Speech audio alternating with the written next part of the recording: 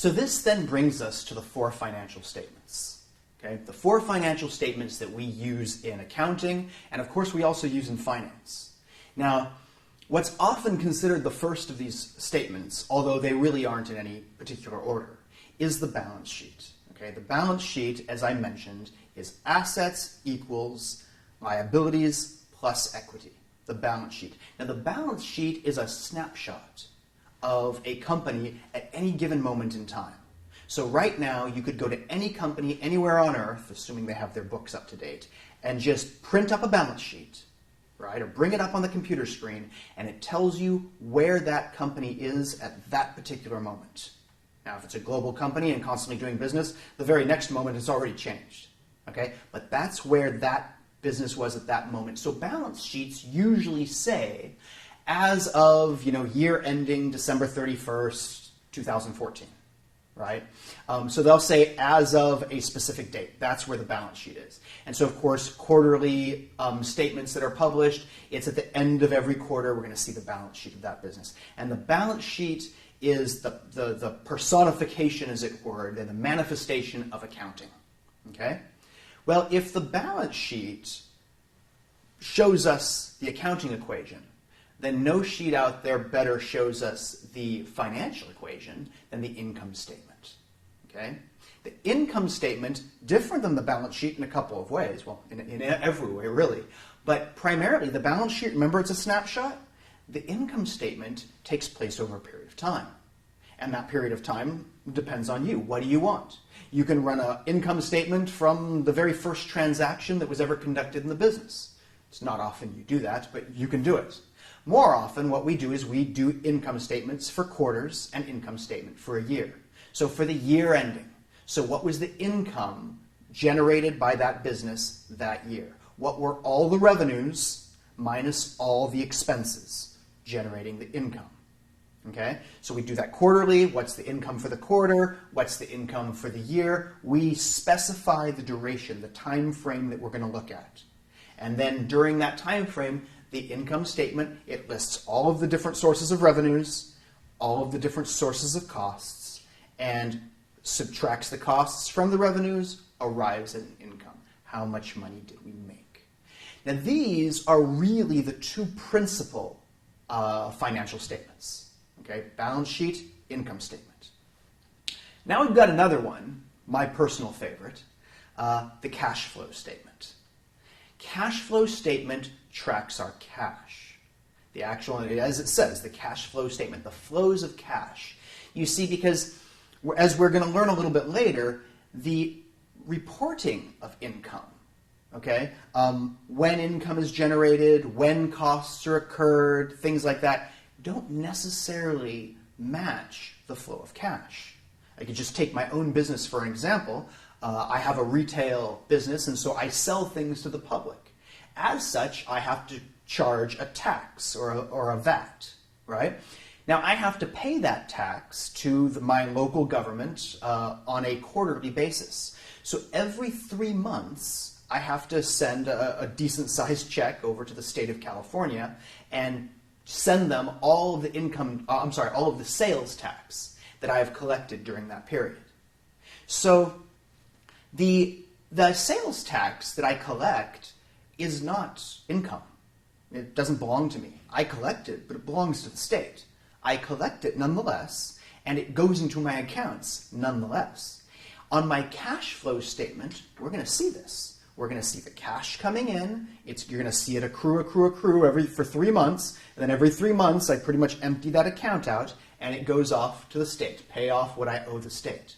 We see that in the cash flow statement. We're not going to see that in the income statement, right? Because tax is not an income to me. It doesn't go anywhere on my income statement.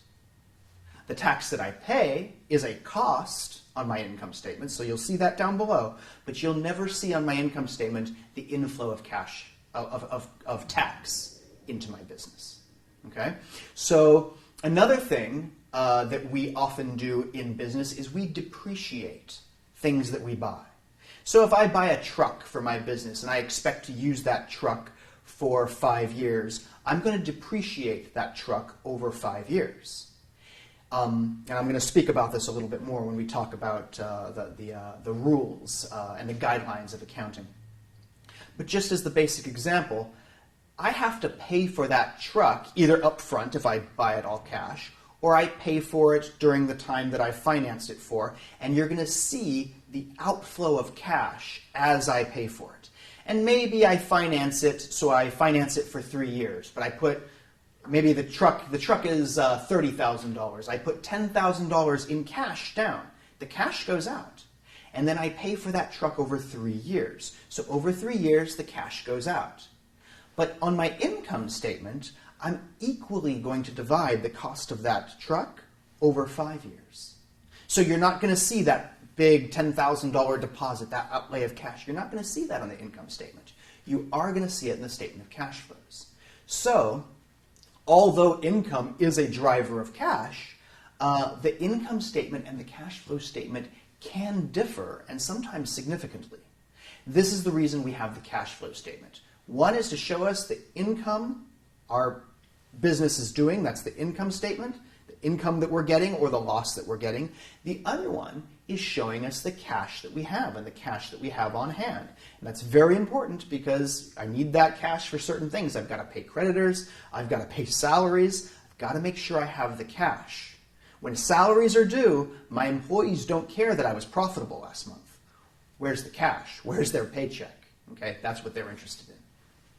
The final financial statement actually goes by many different names. It's kind of funny. I call it shareholders' equity. It can be called the statement of retained earnings. It's got a lot of different names out there depending on where you go. But basically, this is the statement that shows us the nature of the equity that we have in the company. So assets equal liabilities plus equity. So what is that equity? And what form is that equity in? And what were the changes in that equity? The equity is the ownership of the company. So if it's a publicly traded company, how many shares were bought or sold or issued? How much money has been paid into the company? How much of the ownership has been taken out of the company? In a typically traded company on the stock market, the payment of dividends is the returning of equity to the owners, right? So the company has generated an ownership value of a certain amount, and they want to pay that back to the owners or pay a portion back to the owners. So that's going to come out of the equity of the company. So the statement of retained earnings or the statement of shareholders' equity basically shows us the nature, the amount and the nature of the equity. So is it owned by one person, by many people? Is it common stock, preferred stock, et cetera, the different kinds of ownership that can occur within a company. It shows us that, and it shows us how it's changing from period to period. So those are the four financial statements. The balance sheet, the income statement, the cash flow statement, and the statement of shareholders' equity or the statement of retained earnings. And these are the statements that we use in analyzing, valuating companies, and doing our accounting. Accounting is the department that puts those statements together, and then finance often uses those statements to evaluate the business, to see how the business is doing, to run the different ratios, and investors use those statements to make their investment decisions.